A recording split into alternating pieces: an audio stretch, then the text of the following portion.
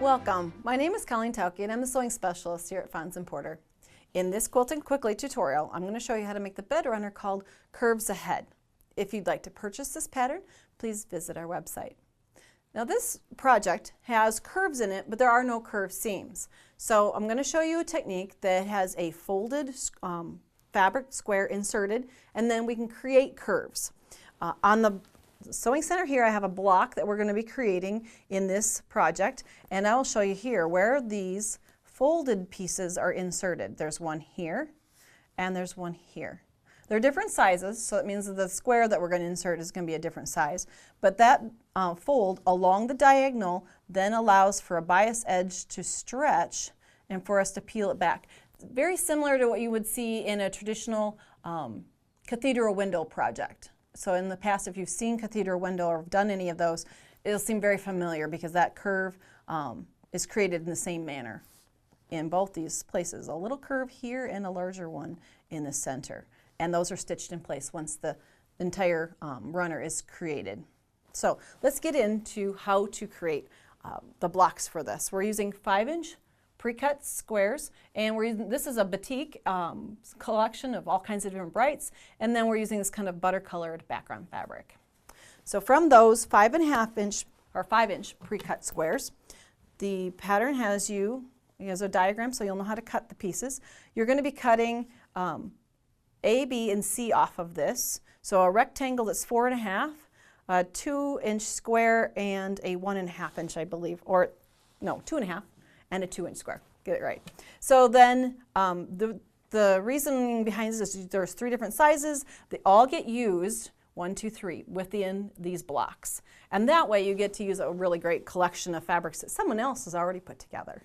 So sometimes when we see those pre-cuts, we go, oh, but what would I make from it? Because you've got all these great colors and a great collection, here's a place to use those. So cut out your pieces that are required in the directions. And then we're going to be cutting also, of course, your background pieces, so follow the instructions for those. Now, I've got pieces here, and I'm going to be laying these out so that you can kind of see how we're going to be addressing these pieces that go into it. So I've got a rectangle here, so the rectangle floats all the way under the triangle that we're going to create. We're taking a background fabric like this, we're folding it in half, taking it to the iron so that we get a good, nice, crisp fold. You can finger fold, finger press it, but you really want this to be nice and flat so that it inserts between layers later and won't slide around and then get a nice, because you're going to be basting. You can see here I have put in basting lines, and you want those to have all the square to be perfectly aligned. Then I'm going to lay out these pieces also, and here's where the smaller square comes into play. Again, we're going to fold that. You can finger fold it just to get to the outside edge, and then take it to the iron again so you get a nice crisp fold. And if you work down through a bunch of these at once, you could iron all of them at once, but if you're planning a little at a time, you can go back and forth, keep your iron handy and hot. And we're going to be going in to baste those in place. Now, when you baste, you want to be just a little bit short of the 1/4-inch seam because you don't want your stitching to show in your finished project. Because we're not going to take these stitching lines out, we're going to leave them in because they're going to be in the seam allowance. You can set the stitch length for a little bit longer stitch if you'd like, or you can just leave it at your normal stitch length for your piecing. Either will work. If you come from the fabric garment construction background, basting is usually a longer stitch length, but because these are short little seams, normal stitch length will work fine. And see there, I've basted those in place because I don't want them to shift, as then I will join together pieces here. I've basted this, and you can't see the red stitching. I'll flip it over, you can see I did stitch there. Then you're going to join together pieces, these 2 squares then by right sides together. And this is where it comes in handy that those are basted, because we want to stitch along here, taking those to the sewing machine. If you're going to be going through 4 layers like a fabric like that, you may get a shift. And this way you know that that triangle is staying in place. So then you 1/4 inch seam here and open it out and then join the rows together. Again, think about stitching this in place here with this triangle kind of floating. So there's times where we want everything to stay in place. That basting is a great step to take.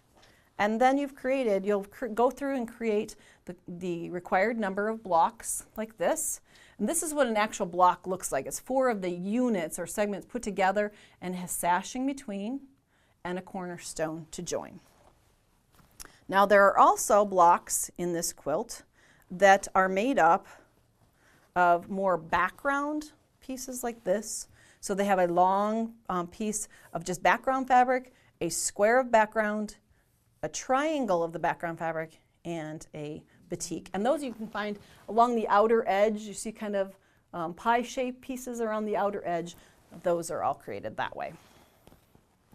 Now, once you've created 5 of these that go down the center of the quilt, and you've created your outside pieces, you're going to be wanting to look at that outer edge, because you see that it's not square. It has a shaping to the outer edge of it. And how do you create that?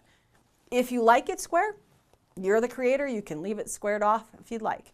If you want to create this curve, it's created with a template you find in your pattern. And it looks something like this. Now I've transferred this to template plastic so that I could show you then how you can lay this onto your quilt project and transfer that curve to the outer edge for cutting. Now this is done after the quilt top. One thing I forgot to do. We created this, but I didn't tell you how to stitch these. I'm sorry. Well, we'll jump back here. These are created by pulling back once you've got the entire quilt top completed. You're going to bring these back. You can put a pin in if you like. Just depends on if you're used to using pins or if you think you can just kind of fly by the seat of your pants and hold on to it. You're going to put that under the sewing machine and you're going to drop the needle in and you're going to stitch real close to the edge all around. And I've done one here so that you can see in bright red. You would not be using bright red. You would probably use a cream color thread here and then maybe a dark matching thread on this one. But you can see I just dropped my needle in, did a couple of back tack stitches, then stitched and again locked the end there. So those are all curves all created in your quilt top before you go to the quilting step. Now this is kind of an overlay. This is part of the quilt top. This piece is similar to this. So as an overlay, as we get to the outside edge of the quilt top, I wanted to show you how to do that template. We're back to that.